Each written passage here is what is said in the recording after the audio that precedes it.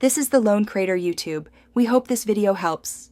You begin by measuring each shelf face precisely and cutting strips immediately so you don't interrupt the flow. Once done, clean the wood or laminate with a degreasing wipe and let it dry fully. Adhesive bonds poorly to residue. Make labeled test strips for the top, middle, and bottom shelves so you can apply in sequence. Keep a straight edge and sharp blade at hand. This saves time and avoids jagged edges during the next placement step.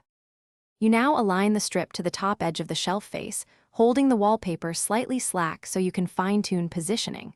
Peel the backing a few inches at a time and smooth with a soft squeegee. This prevents trapped bubbles and skewing. Once aligned, work downwards in overlapping passes, pressing firmly and checking corners. Trim excess at the bottom with a straight edge and fresh blade.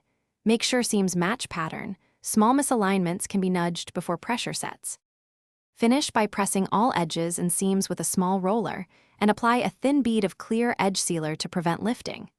If a bubble appears, pierce its center with a fine pin, press out air, and smooth. Larger wrinkles may need partial peeling and reapplication. Make sure the surface cures for 24 hours before returning items and avoid humidity for 2 days to ensure adhesive strength.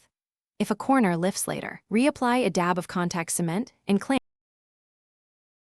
Thanks for watching. Consider subscribing if we helped you.